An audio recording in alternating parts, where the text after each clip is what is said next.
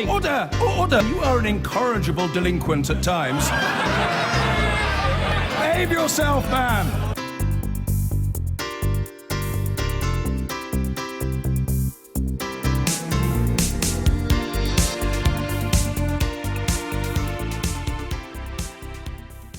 Now, if putting your money in housing once seemed like a very sensible way to save, it's now often depicted as sheer greed. Buy-to-let mortgages have soared over the last year, according to new figures, and it's fueling fears that the market is overheating. Within days, a government consultation paper will be launched on whether to boost the Bank of England's powers to rein in buy-to-let lending. Our business correspondent, Helia Ebrahimi, reports.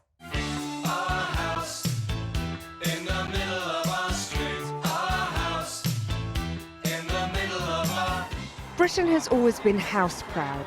Even when the rest of the economy has been rocky, bricks and mortar have always seemed a safe bet. That's why millions of people pile their savings into homes to live in, but also to rent out. But the recent growth of buy-to-let ownership is now under attack on two fronts, first from the Bank of England and on the other side from the Chancellor. So why have we fallen out of love with the buy-to-let market? There's a severe housing shortage in the UK, and today's figures show that buy-to-let mortgages are up 33% on the year. They now make up 16% of all mortgages. And while rents have risen 26.7% since the start of the recession, wages have gone up just 15.6%. The truth is that the Bank of England's increasing alarm over the bubbles in the housing market fits perfectly with George Osborne's desire to raise more money. Those close to the Chancellor told me that buy-to-let landlords are just the latest example of a special interest group that has fallen out of political favour. We used to see them as hard-working savers, but now in the face of the housing crisis there's a suspicion they're just greedy landlords. And here's Mr. Osborne taking advantage of that swing in public sentiment. Frankly, people buying a home to let should not be squeezing out families who can't afford a home to buy. Richard Blanco is putting the final touches to this London house before he opens the door to renting it out. But because of the Chancellor's clampdown, Mr. Blanco says he probably won't do this again. Do you want to come through to the kitchen? It's still a work in progress. The Chancellor has in effect slammed the brakes on buy-to-let lending, and I think if he does any more it's going to be disastrous for the British economy. I think it's unfair, and I think we see a lot of knee-jerk vote-winning responses from the government that are really not a positive strategy for improving housing in Britain. And it's not just Mr. Blanco feeling the pinch. Many pensioners who are earning almost nothing from their pensions thanks to rock-bottom rates have put their cash to work in the housing market. But now swathes of savers, including pensioners, are seeing their earnings under assault. Moreover, the question is whether all these measures to curb the buy-to-let market will actually solve the housing supply shortage. The Bank of England is worried about asset bubbles. They think that pinpointing and deflating these bubbles is a better tool than just raising interest rates that affects the whole economy. At the bank, they tell me the fear is that housing investors would all rush to the door at the same time in the event of a crisis, unlike owner-occupiers. That sell-off, they say, would accelerate any new crisis, something they want to avoid. As first-time buyers struggle to take their first steps onto the housing ladder, the government and the Bank of England find themselves wrestling with ways of promoting ownership while at the same time muzzling runaway prices. And not for the first time since 2008, it is savers who could be paying the price.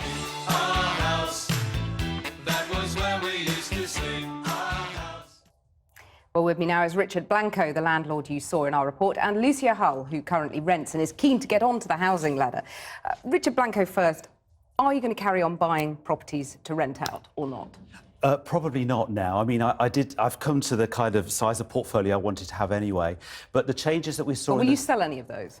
No, I'm not planning to sell, actually. I'm planning to retain my properties. I will have a much higher tax bill now because of the changes that were brought in the summer budget. But, of course, this increase in stamp duty, the 3% surcharge, is really going to put a lot of landlords off buying more properties from April. But the clampdown so far isn't affecting you to the point where you're going to have to pull out of the business altogether? No, I personally am not going to, because I've bought fairly sensibly. I've developed my business by buying in good areas that have gone up. But I do know of landlords that are starting to dispose of properties. Really, the changes in the summer particularly affect people who have buy-to-let mortgages. And the reason why the stamp duty surcharge was brought in was because people who are cash buyers have not been affected. So that's who the Chancellor has in mind. Lucia Hull, does your heart bleed for Richard here? It doesn't, surprisingly. I think the changes are a really positive move by the Chancellor, because there are so many people like myself who would like to buy a property, but we're being priced out by people who are probably cash rich. They're able to put down a lot of money that young people like myself are not. So. Well, you're in, I think, your early 30s. They're always bad to try and guess a lady's age, obviously. And your husband, I think, is a teacher, and you've got two children. Yeah. I mean, you really should be able to buy a home, shouldn't you? I mean, I think people who function inside, teachers, civil servants in a way, surely they should be able to afford to live in a place where they're working. And at the moment, they simply can't. So, Richard, you're inflating the housing market and depriving people like Lucia of a home of their own. Well, that's not true. I mean, as the report said, only 16% of buy-to-let mortgages are taken up by landlords. And in fact, we don't buy the same properties as first-time buyers. But it all helps to put the bellows under the market, doesn't it? Well, possibly. But remember that if landlords can't buy any more properties, we're going to see a shrink in the private rented sector.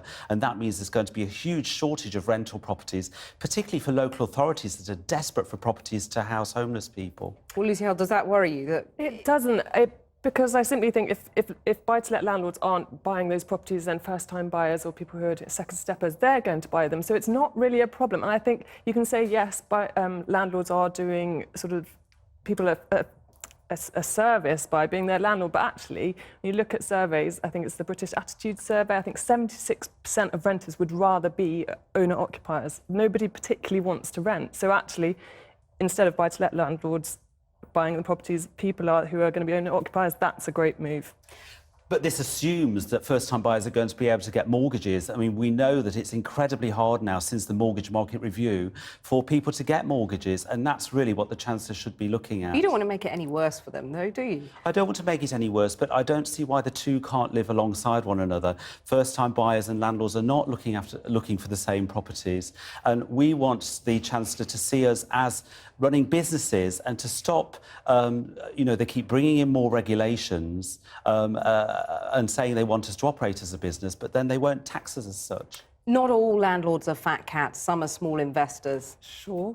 Shouldn't they be supported by the government? Some people can't afford to buy their own home. They're living in tiny properties, whole families in one bedroom of a shared property or one-bedroom flats, and actually we need more properties available for people to buy so they can make it their own home. Lucia Hull and Richard Blanco, thank you very much for joining me there.